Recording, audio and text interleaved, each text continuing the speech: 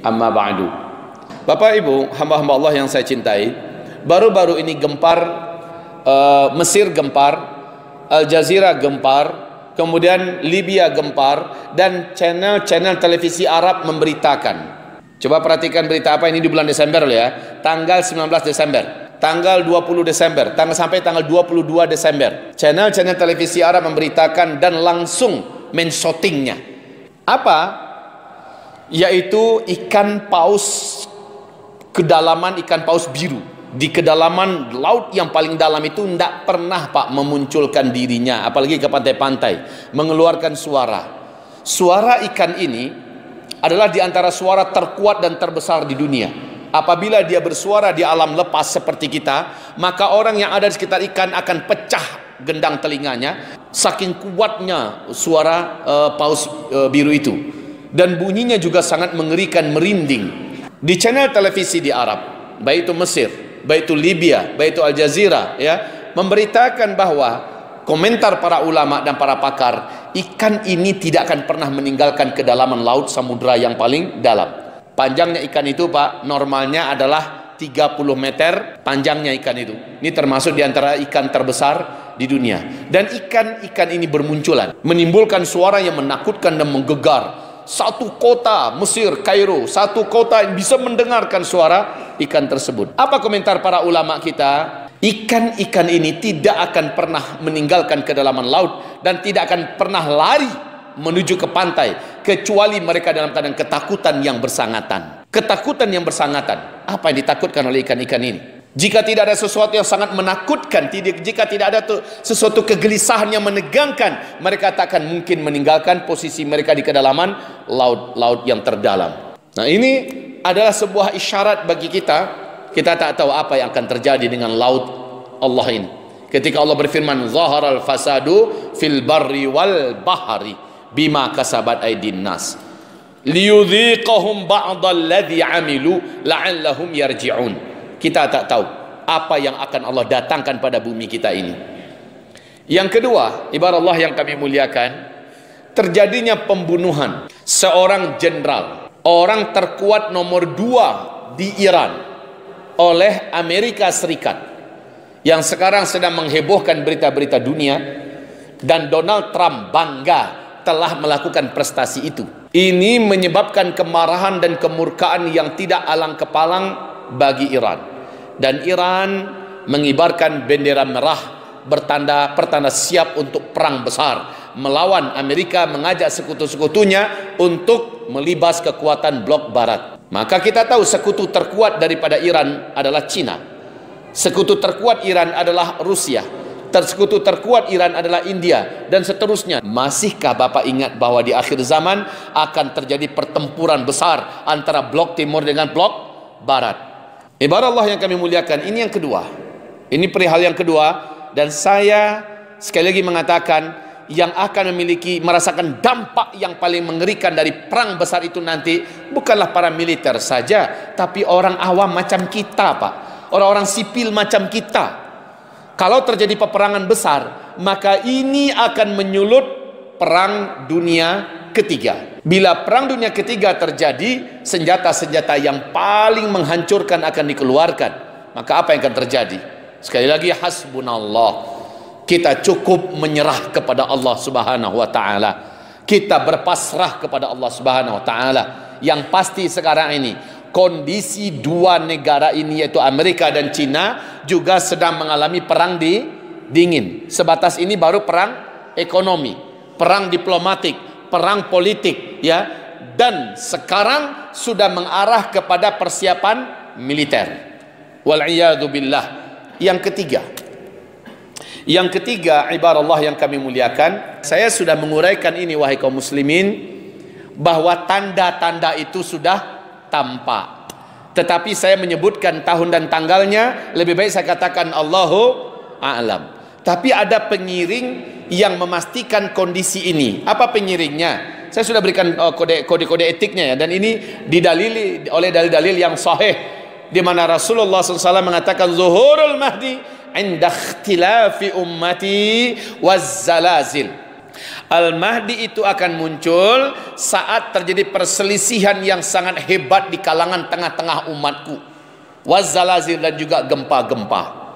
Hadis ini jika dialihkan kepada hadis yang lain disambut dan dijelaskan secara rinci oleh hadis yang lain. Ikhtilaf yang dimaksud adalah perebutan kekuasaan, memperebutkan siapa yang akan memimpin Mekah, Madinah, atau sekarang disebut dengan Arab Saudi. Dan yaqtatilu inda kanzikum thalathatun min abna'il khalifah wa la yasiru ila wahid minhum. 3 orang nanti di antara orang-orang yang akan memperebutkan kekuasaan dari anak seorang khalifah. Khalifah itu disematkan kepada istilah siapa yang menguasai Mekah, Madinah menurut uruf orang Arab. Maka tidak akan seorang pun yang akan berkuasa di antara yang bertiga tadi, yang berkelahi tadi.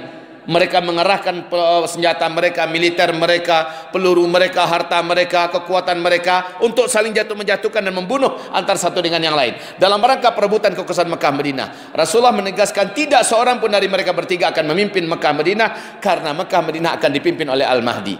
Jadi itu dulu yang pertama. Adakah perebutan kekuasaan? Sekarang yang peluang ini saya lihat hanya di 3 orang ini. Allahu a'lam. Semoga tidak di zaman kita, Ustaz. Amin. Amin ya rabbal alamin.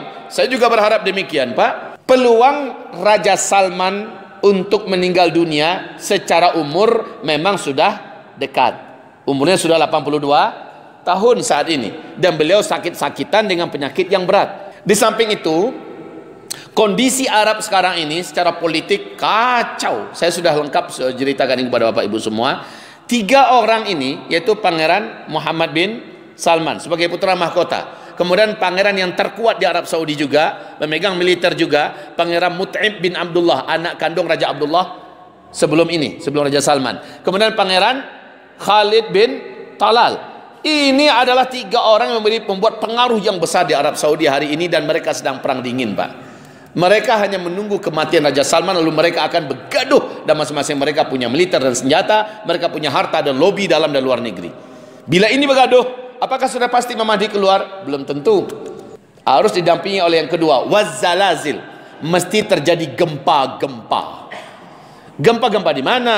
Kalau sekarang ini per detik di seluruh dunia berganti-gantian gempa di mana-mana tempat. Coba buka BMKG, Pak, tentang gempa. Hampir per detik di berbagai belahan dunia ini sudah bermunculan gempa-gempa. Gempa yang dimaksud itu oleh Rasulullah adalah gempa di Mekah dan di Madinah dan sekitarnya. Yuk kita lihat ke depan. Apakah mungkin? Ya. Ustadz Abu Fatihah Al-Annani, masih ingat dengan beliau? Saya dengarkan ceramah beliau kemarin ini. Beliau punya seorang pakar dan ahli, ya, tentang masalah gempa. Ketika ditanyakan peluang gempa yang ada di Arab Saudi, beliau mengatakan, doktor ini mengatakan, untuk Mekah, Madinah kondisi sekarang ini punya peluang sangat besar mengalami gempa-gempa. Bagi saya mengingatkan kepada kita semua hadis Nabi SAW, ketika terjadi gempa di zaman Nabi, apa yang Nabi lakukan, Pak? Langsung Nabi meletakkan telapak tangannya di atas tanah dan berkata, jangan sekarang, bukan sekarang, nanti. Maka tenang kembali bumi itu. Kalau terjadi gempa di zaman kita, jangan buat pula hal yang sama. Kita bukan apa-apa, bukan siapa-siapa, ya. Jadi Bapak Ibu yang kami muliakan, nanti zaman Umar bin Khattab terjadi juga gempa. Langsung Umar naik ke atas mimbar dan mengatakan, ini karena ada dosa yang dibuat secara terbuka dan terang-terangan. Saya akan ketatkan pemerintahan ini. Saya akan kerahkan semua potensi yang saya miliki supaya tidak ada yang berbuat dosa secara terbuka dan terang-terangan. Tapi kalau terang-terangan, ini akan menjadikan gempa Mekah, Madinah. Saya bersumpah, kata Umar, kalau terjadi lagi gempa ke depan, saya akan turun dari posisi saya sebagai pemimpin kalian semua. Pertanda menandakan saya ini menyesal telah memimpin kalian dan gagal menjadi pemimpin. Ini keyakinan para sahabat. Gempa di Mekah, Madinah tidak akan terjadi kecuali apabila dosa telah dibuat secara terbuka dan terang-terangan. Nah, mari kita sambungkan hadis ini dengan kondisi yang sekarang, Pak. Natalan juga sudah dibuat sekarang ini. Masya Allah, innalillahi wa inna ilaihi rajiun, ya. Semoga Allah mengampuni dosa-dosa kita semua. Sekarang acara-acara organ-organ, musik-musik, ya, konser-konser di Madinah Al-Munawwar juga dibuat, Pak. Di Madinah dibuat. Ketangkap ketahuan pasangan LGBT nikah mengadakan pesta di Makkah Al-Mukarramah. Innalillahi wa inna ilaihi rajiun. Jangan tanya, Pak, berbagai macam jenis masih dibuat sekarang ini. Gulat wanita, mendatangkan pegulat-pegulat dunia, itu ditonton oleh ratusan ribu penonton. dan bioskop diresmikan dalam jumlah besar-besaran di Arab Saudi hari ini. Maka saya menyaksikan ini untuk mengundang terjadinya gempa-gempa tersebut. Yuk kita lihat saja, kalau memang terjadi kematian sang raja dan 3 orang yang berkelahi, gempa-gempa terjadi, fix. Itu saja kuncinya Pak. Maka inilah zaman di mana seluruh dunia mengalami bencana-bencana besar. Inilah zaman di mana seluruh dunia akan menyaksikan kehancuran seluruh perekonomian dunia. Dunia akan menyaksikan kehancuran nilai-nilai uang kertas. Dunia akan menyaksikan banyaknya kelaparan dan banyaknya kemarau ekstrim. Coba Bapak rasakan beberapa hari belakangan ini, panasnya normal nggak ya? Coba rasakan ini, panasnya normal apa tidak? Beberapa hari belakangan ini. Keluar balik Bapak besok dan saksikan. Normal nggak panas yang Bapak rasakan? Yang Ibu rasakan? Ini bukan panas yang normal. Semoga semua yang kita khawatirkan meleset hendaknya. Amin ya rabbal alamin. Kita akan menyaksikan panas yang mungkin lebih berat daripada tahun sebelum ini. Apapun itu namanya, semoga Bapak Ibu termasuk yang dimaksud oleh Nabi SAW. Dajjal akan menemukan ada kampung-kampung yang hijau dan subur, airnya banyak, rezekinya melimpah, diisi oleh orang-orang beriman dan bertakwa. Ketika bumi kering kolontang, ketika kelaparan ada di mana-mana, ada kampung-kampung yang diisi oleh orang beriman dan bertakwa. Ini Pak yang menginspirasi saya, Bu. Yang menginspirasi saya untuk mengajak agar kita mempersiapkan kampung-kampung akhir zaman. Nah Bapak Ibu, hamba-hamba Allah yang kami muliakan, kita terinspirasi oleh hadis ini. Ketika di akhir zaman, orang tega membunuh tetangga karena perut, karena lapar. Itu hanya mungkin terjadi bila kita bertetangga dengan orang yang tidak beriman, betul? Itu hanya akan terjadi apabila kita bertetangga dengan orang yang tidak takut kepada Allah. Ketika perutnya lapar, dia akan bunuh tetangganya. Di dalam hadis Sahih Bukhari, apa kata Rasulullah SAW? La taqumus sa'ah. Takkan terjadi kiamat. Di akhir zaman nanti muncul terlebih dahulu, tetangga demi perut akan membunuh tetangganya. Dan itu sekali lagi, kalau Bapak mau melihat kondisi yang ada di Palu akhir 2018 dulu, ketika orang-orang lapar, orang mulai menjarah ke sana kemari. Udah gelap mata semua orang, pada baru 3 hari lapar. Ya kan? Bagaimana kalau ini laparnya sebulan, 2 bulan, setahun, 2 tahun, maka apa yang akan terjadi Pak? Tapi insya Allah, kawasan kampung orang-orang beriman yang bertakwa yang sudah menyatu dalam satu titik komplek, mereka tidak akan membunuh sesama mereka Pak. Karena rezeki mereka dijamin oleh Allah. Kalaupun rezekinya putus, mereka orang beriman tak akan berani membunuh orang beriman yang lain. Justru seperti yang saya katakan, akan terjadi saling bahu-bahu rapat merapatkan diri. Demikian ya Pak ya. Baik, barakallahu fina fikum jami'a. Mari kita tutup dulu dengan doa kafaratul majlis. Subhanakallahumma wa bihamdika asyhadu an la ilaha illa anta astaghfiruka wa atubu ilaik. Assalamualaikum warahmatullahi wabarakatuh.